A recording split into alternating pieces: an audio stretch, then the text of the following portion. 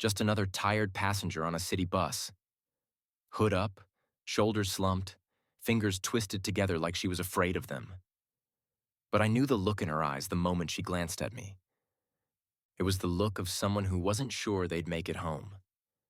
I had just finished a late shift at the warehouse, the kind that left my shoulders feeling like I'd strapped bricks to them.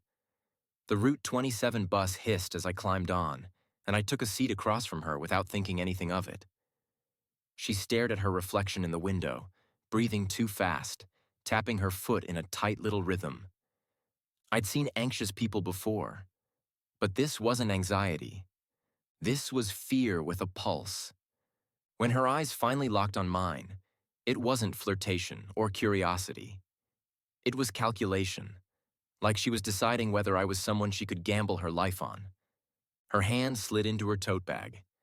I looked back out the window, pretending not to notice.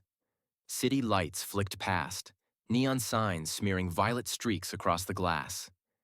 The air smelled like wet jackets and cheap pizza someone had stuffed into a backpack. Just another night. Then her hand came into my peripheral vision, hovering across the aisle. A folded piece of paper.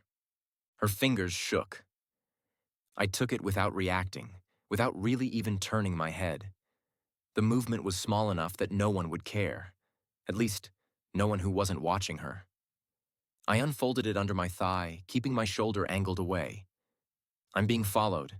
Please don't react." Below it, 4 words that hit like an ice bath.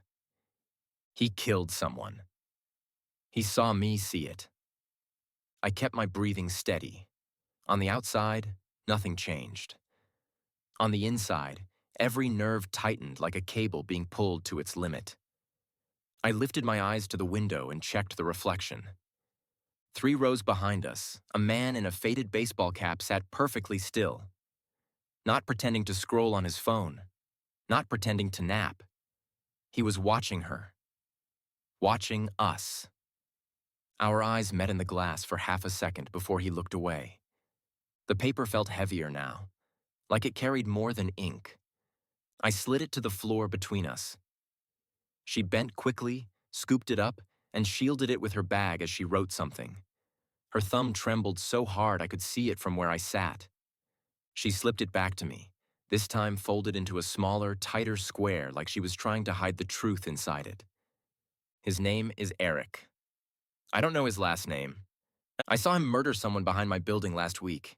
I told the police I only heard it. I lied. He looked straight at me. He's been following me ever since. I swallowed once, hard. Not enough to look suspicious. Just enough to feel the reality settle in. "Write more," I murmured without moving my lips. "Tell me your name." She blinked, startled, then wrote again. Maya. A normal name for a person in a situation that was anything but normal. "What's your name?" she whispered, barely parting her lips. "Jason," I said softly. "I'm not going to let him corner you." Her breath trembled out like she'd been holding it for an hour. The bus slowed for the next stop. A couple of teenagers got off. No one got on. In the reflection, Eric shifted, adjusted his hoodie, and then his eyes slid from Maya to me. That was the moment I felt something like real fear. Not panic, not adrenaline, but the cold, rational awareness that if I mishandled this, I could die on a bus with strangers who wouldn't even know my name. "Next stop," I whispered. "Get off with me. Stay close."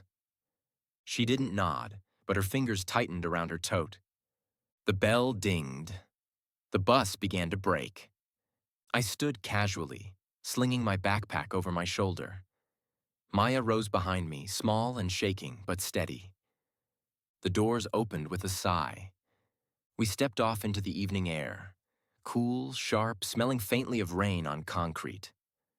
People lingered on the sidewalk. A dog walker, a woman pushing a stroller, 2 guys arguing about something stupid and loud. Normal life. Behind us, I heard the soft scrape of sneakers. Eric got off too. "Stay on my left," I murmured. "Don't run."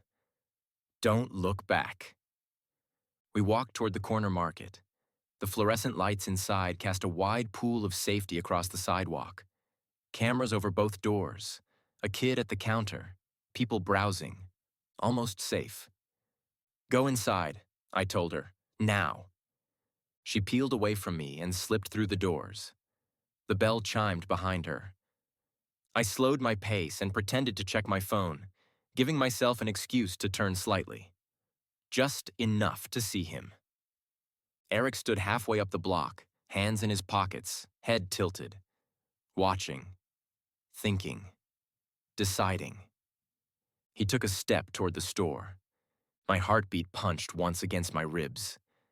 I lifted the phone to my ear, empty line, dead screen, and spoke loud enough to carry. Yeah, I'm at Lake and 19th. Uh-huh. They've got cameras here, I'll wait. A lie, but a believable one. Eric froze. His body language changed. Not fear, exactly, but calculation. He looked at the store, at me, at the street. Then he turned and walked away, disappearing past the laundromat. Only when the door chimed behind me did I let my breath fully escape. Maya stood near the refrigerated case, one hand gripping a shelf like she needed it to stay upright. Call the detective who interviewed you, I said gently. Tell her everything. Right now. Her voice shook as she dialed. Detective Hernandez? It's Maya. I lied before. I saw him. He's been following me. I'm at the corner market on Lake. Please send someone. 15 minutes felt like an hour. Every time someone walked in, my shoulders tensed. Maya hovered near me, shrinking into herself whenever the bell chimed. When the patrol car finally pulled up, lights flickering silently, Maya nearly collapsed with relief. The officers ushered her outside, speaking softly, guiding her into the back. One officer paused near me. You with her? She asked for help, I said. Just didn't want her walking alone. He nodded once. Respect, gratitude, understanding all in one small gesture. You did good. If the detective needs you, she'll call. Then he left. The street felt too quiet after they pulled away. That night, I checked my locks 3 times. Every sound in the hallway made my pulse jump. Every shadow looked like someone standing still. Days passed. Life resumed. The bus felt normal again. Almost. But I kept checking the news. 2 weeks later, I didn't have to. New developments in the East Side Alley homicide? I froze, thumb hovering over the remote. The anchor looked somber. A mugshot appeared beside her. Eric. Police say the suspect, 39-year-old Eric Nolan, was taken into custody following a routine traffic stop. During the stop, officers observed what appeared to be blood in the trunk. A search of the vehicle uncovered a handgun and personal items belonging to the victim. They cut to body cam footage, flashlight beams, officers whispering, a trunk opening. The unmistakable moment a routine stop becomes something bigger. He is currently being held without bail and is expected to face murder charges. I exhaled slowly. I pictured Maya somewhere, maybe at home, maybe in a safe house, watching the same broadcast. I hoped the fear that lived inside her finally loosened. I hoped she slept. As for me, I didn't feel like a hero. I didn't fight him. I didn't catch him. I was just a stranger on a bus who said yes when someone asked for help. But maybe that was enough. I grabbed my jacket and headed out. The evening was quiet, almost peaceful. When the bus pulled up, I got on and scanned the rows automatically. No fear. No familiar faces. Just people trying to get home. I sat by the window, watching my reflection ripple across the glass. Someone out there might need help again someday. And this time, I already knew what to do.